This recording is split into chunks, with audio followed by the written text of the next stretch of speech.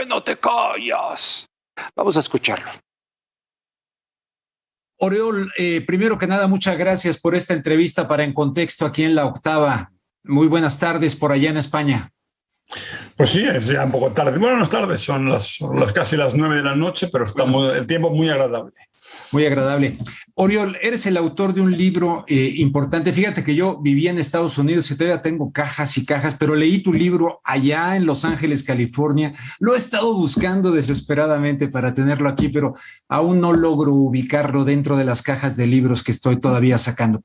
Pero el día de ayer tú sabes que el periodista o antier Alberto Peláez se paró frente al presidente preguntándole, bueno, básicamente queriendo así como que elogiar un poco los beneficios de la conquista, pero sobre todo salió el tema de la neoconquista empresarial española y tú eres un experto en el tema. Yo dije ayer en mi programa que le recomendaba al periodista que leyera tu libro. ¿Qué nos puedes platicar en este contexto de estas empresas que nos han invadido no solamente en México, sino en Latinoamérica en el contexto neoliberal?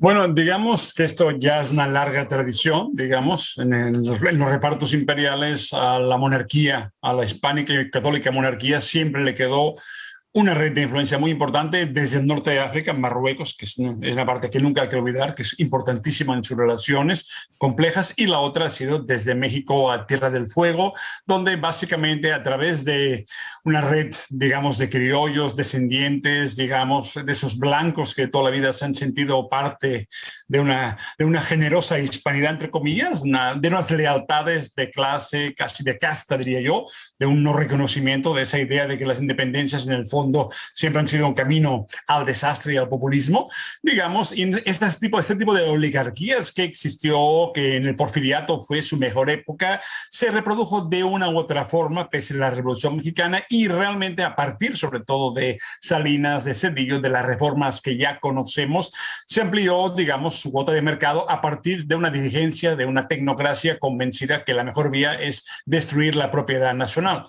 Finalmente, esas convicciones históricas se combinaron con el programa, digamos, de privatizaciones y con las empresas, digamos, que se dedican sobre todo al control de ese tipo de bienes públicos. Hablamos de energía, electricidad, bienes públicos que en España nunca fueron públicos. Para eso estuvo Franco, para proteger los intereses privados de empresas como Iberdrola, que desciende de la alianza de dos grandes empresas, Iberduero e Hidrola, que, digamos, fueron la base del franquismo, la gente que pagó la guerra de Franco y además hizo la guerra con Franco, ¿no?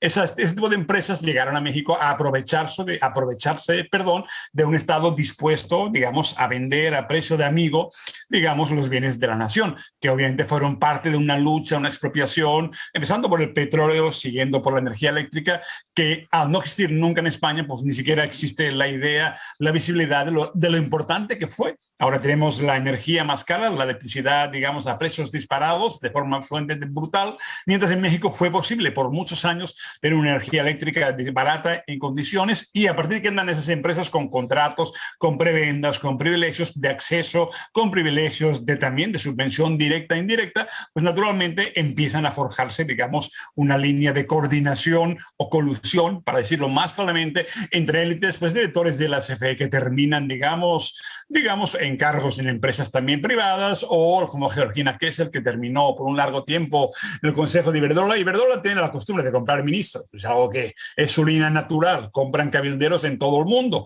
Pero poner a Calderón en Avangrid en Estados Unidos un tiempo, eso sí es ridículo. Como decimos en broma, hay que comprar el cabildero que toca en cada país. No poner a un Calderón en Estados Unidos, donde para eso tienes a los demócratas, a los republicanos, en cada estado, en cada localidad. Entonces, esa vieja tradición oligárquica de odio, digamos, al populismo es lo que explica también esa facilidad con que los gobiernos neoliberales de México se entienden de maravilla, tanto, obviamente, primero con el gigante de Estados Unidos, pero también con España, que además lo recibe con esa naturalidad, esa facilidad de las élites de entenderse un mismo idioma, un mismo concepto y una misma cultura sobre el mundo.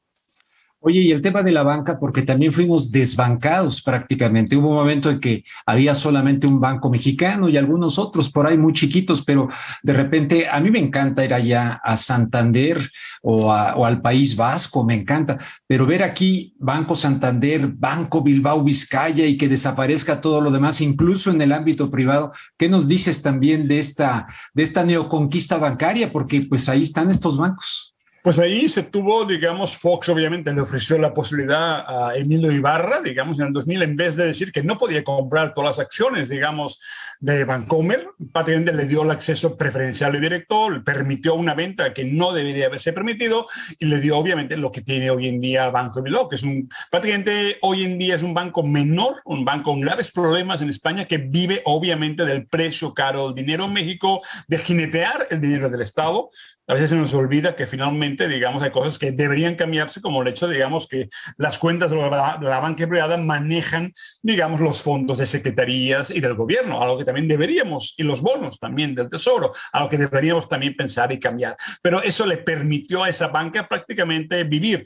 Fracasaron en Turquía, fracasaron en Estados Unidos, vendieron su banca en Estados Unidos y sin México prácticamente esto sería un banco regional sin ninguna importancia que acabaría, como puede pasar, por cierto, subsumido por Santander, que es finalmente el banco de bancos de una familia que su padre, Emilio Botín, el padre de esta bendita señora, también debería estar en prisión, debería haber estado en prisión cuando tocaba.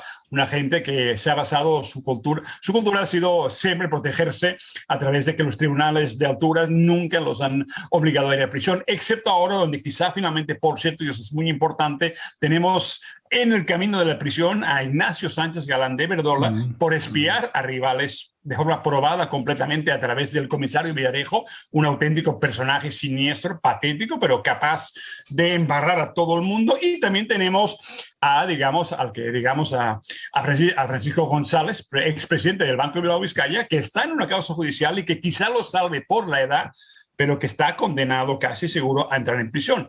Entonces tenemos el esquema claro de un tipo de personaje mafiosillos de cuarta que ha entendido la oportunidad de ir acumulando poder a través de cargarse de forma muy siniestra a rivales, siempre con el apoyo de la judicatura, del Estado, que han aprovechado, digamos, los mercados americanos que han sido prácticamente un barril sin fondo, digamos, para sobre todo, y recordemos algo muy importante, las utilidades de este país se pueden sacar al 100%. Esto no ha cambiado. No quiere decir que vayan a la madre patria porque hay que pagar impuestos, van a paraísos fiscales.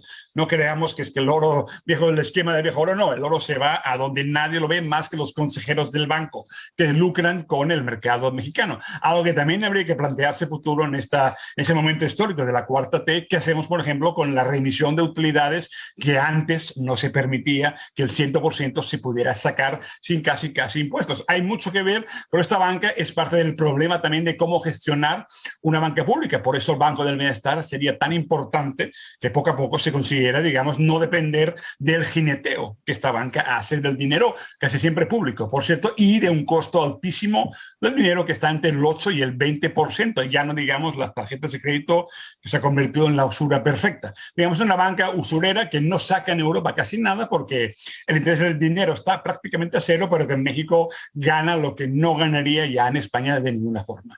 Es la clave de su éxito. Siempre hablamos de ese tipo de corrupción, colusión y jineteo, que es la clave de su éxito. No hay mucho más. Y la cuarta, Oriol, la cuarta transformación, ¿qué posibilidades reales tiene de emanciparse de todo esto? Por ejemplo, el presidente López Obrador pues recibió a la señora Botín, ya que la mencionabas, y tiene relaciones con BlackRock y con Larry Finn.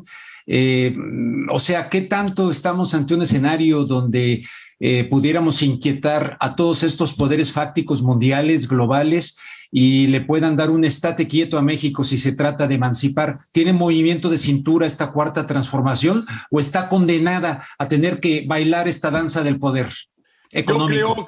Yo ahí creo que obviamente hay que intentar que las pirañas no se junten, más bien dividirlas porque por su insano deseo o codicia. Entonces, en ese sentido yo creo que la clave se llama Iberdrola. La ley de la industria eléctrica, a partir de que pues, se consiguió parar la línea de amparos, aunque eso termine en litigio internacional, podría cuando menos cambiar las condiciones digamos, que permiten a Iberdrola prácticamente pues, forzar al Estado a pagar por su producción independiente de ciclo combinado, por la eólica. No hablamos solo de Iberdrola, hablamos de muchas, Acciona y muchas más empresas metidas en este negocio. La vía de Sonora es una parte de la industria pública, solar y eólica también debe estar ahí, es una buena vía, y la otra cambiar las condiciones, digamos, de usura. Eso se ha intentado también con los gasoductos, pero en ese sentido Iberdrola ha demostrado que no quiere.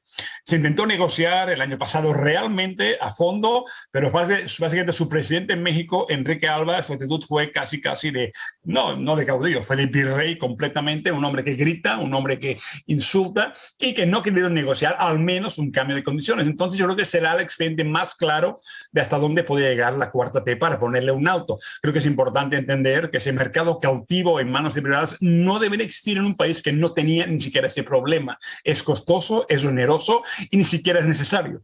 Como demuestra, insisto, el caso Sonora, también podemos hacer empresas solares que sean del Estado y que, por tanto, la intermitencia se acople a las necesidades de la energía eléctrica nacional, no del interés privado que necesita vender la energía al precio más alto cuando ellos quieren. Entonces, hay un margen importante de negociación, aunque haya litigios internacionales. También España ha tenido litigios internacionales por cambios de condiciones en, digamos, las subvenciones. Eso se puede ganar y es una buena línea. ¿Por qué? Porque es fundamental, porque a partir de aquí podemos también ver otros aspectos. Tenemos que hablar de la banca, tenemos que hablar de las empresas hoteleras, de ese monopolio que existe, sobre todo brutal en Quintana Roo, donde los mallorquines de Riu, Meliá, Barceló, prácticamente actúan casi, le obligan al gobierno estatal hasta a pagarle, financiar equipos como Mallorca. Creo que hay muchos temas, incluso regionales, donde hay que investigar, digamos, el capital español e internacional. No hablamos ya del canadiense, que ahí sí, en cuanto a minas, ellos son los dueños, pero sí hay que empezar a tocar. Y ese punto de Iberdrola es una primera pista también, que Tuxpan no se hiciera, que no se les diera gas gratis para de nuevo hacer una central que tendría que haber comprado, que la CFE tendría que haber comprado obligatoriamente de nuevo, en condiciones no onerosas. Esos cambios son una vía importante y están cuando menos cambiando las condiciones. Segunda, es importante, y ahí insisto también, el tema, la famosa carta al rey, la famosa carta al presidente, digamos, es interesante porque también obliga a España, a la monarquía, finalmente es el reino de España, que así se llama legalmente, a reconsiderar sus relaciones y ese sentido de prepotencia, digamos, de andar dando lecciones, que ha sido gran parte incluso del problema en el trato. Hay demasiada, digamos, fusión de intereses entre empresas y Estado en España, en la política exterior, y sería muy importante entender que incluso en un evento simbólico como este año, el 2021, la actitud de España ha sido negarse ni a contestar cartas, ni a aceptar una comisión, casi una comisión, para refundar el discurso conjuntamente. Eso no se acepta. España lo único que acepta es que le digas que son maravillosos, como en el 92, reencuentro de culturas, nada más que es una maravilla. Cuando cualquier Estado en el mundo hoy que fue imperio sabe que al menos simbólicamente, y no cuesta dinero, por cierto, no es como Alemania, creo que con Namibia que tiene que pagar, no hay que pagar, pero cuando más hay que reconsiderar la historia, porque no solo hablamos de Hernán Cortés, hablamos de la negación de la independencia, que duró más de 20 años en España, negándose, digamos, exigiendo las deudas por, digamos, la expropiación de latifundios. Es una constante histórica de pedir, exigir casi el rescate por las ofensas a los hacendados, a los dueños de minas. Entonces, en vez de cambiar esta política, España ha preferido callar y quejarse amargamente de que no me invitan, digamos, a los desfiles de la independencia. Son dos cosas que creo que pueden cambiar, es una pista importante, pero también hay un hispanismo muy fuerte, muy desarrollado, mezclado de apologías a la transición democrática, este discurso de España como iluminación y salvación, cuando en Europa España pinta nada básicamente, solamente le conceden, digamos, la intermediación americana y poco más, pero no pinta nada absolutamente, cuando deberíamos en España pensar cómo nos convertimos en colonia de Europa, pero bueno, esto ya sería otro tema, pero preferimos sentirnos gigantes frente a gente que deberíamos ser hermanos y no gigantes, y no ser paternales ni andar tutelando gente, que es algo que España tiene la tremenda manía de tutelar a gente que no necesita ninguna tutela. Es un problema grave, constante, y que esta gestión de Obrador ha demostrado que España sigue siendo la misma incapacidad de entender, digamos, que América Latina es algo muy importante, cada país tiene su historia, sus reglas, y que, por cierto, en cuanto a nacionalismo y a soberanía, las lecciones no vienen de España, que tristemente su papel en Europa es miserable, cuando menos. Me parece muy emblemático ya para terminar, Oriol, como síntesis de un ícono de lo que estás diciendo. aquella cumbre en Chile con Bachelet en la que Zapatero puso una narrativa de decir que pues todo nos venía de Occidente. Intervino el presidente Chávez entonces y habló de cómo José María Aznar había apoyado el golpe de Estado en su contra, y lo emblemático para mí de esta arrogancia que tú mencionas es cuando el rey Juan Carlos de Borbón le dijo: ¿por qué no te callas? Que así le dijo a Chávez. Me parece una figura emblemática de esto que acabas de decir. Sí, fue un momento, yo en aquel momento estaba en España y lo más fascinante y más repugnante fue que la gente estaba como jaleando, se dice, hasta aplaudiendo el estilo bravucón. Bueno, ahora ya nadie aplaude del rey, ya está desaparecido en el exilio, supongo, sí. Nadie lo encuentra, parece que desapareció, pero lo que viene a decir es que fue terrible, digamos, que en ese momento clave de vergüenza, de actitud neocolonial, la gente aplaudía, digamos, esa chabacanería, esa soberbia del rey de España. Fue triste, fue patético, y el gobierno tendría que haberle exigido algún tipo de disculpa, cuando menos, a un presidente de una república, que república es ni siquiera España, insisto, es una triste monarquía colonial. Pero ese es un poco el estilo, el problema del estilo, la incapacidad, la mezcla de confundir empresa con Estado. Iberdrola es una empresa, digamos, de un tipo que está a punto de ser juzgado por espionaje a un subsecretario de Estado y espionaje a un rival empresarial, que también es parecido, pero son dos mafiosos peleándose, pero usando a policías a su servicio, dando a policía, funcionarios del Estado al servicio de una empresa privada. Parece que pagará, puede ser que Sánchez Galán, Ignacio Galán no le gusta al Sánchez, porque parece que Sánchez es menos, así con Galán le parece ser un poco más importante. Galán puede estar en camino, si no de la prisión, por primera vez de una condena que de verdad termine con su carrera de conseguidor, digamos, de negocios del capitalismo verde, porque además ahora Iberdrola es verde, pero verde por el billete verde, porque ellos le entran a cualquier tipo de energía, la que sea, donde haya negocio particular. Donde haya negocio, sí. Dicho esto, es una clave. Ese comportamiento es la base, la incapacidad de España de verse en el espejo de la historia y hablar como hermano, no como tutela o compatriarca de las Américas. Es un problema constante que no ha cambiado nunca. Y además esto que decías de confundir empresa con Estado se acerca mucho al concepto de fascismo. Es un concepto muy cercano al fascismo, el confundir empresa con Estado, ¿verdad? Sí, empresa con Estado, y después también, y los empresarios mexicanos, que además, al ser muchos de origen o nietos, se sienten que ellos de aquí actúan también como agentes prácticamente. Sí. Sí. Es otro tema para otro día, quizá. Oye, Oriol, pues te agradezco muchísimo, en verdad, este análisis, este comentario a raíz de tu libro, a raíz de lo que ocurrió aquí, y para ofrecerle elementos a la audiencia que tenga otros criterios que no son los que predominan en los medios de comunicación en México. Te agradezco mucho y te pido que estemos en contacto y en contexto. Claro que sí. Muchas gracias. Hasta luego. Gracias.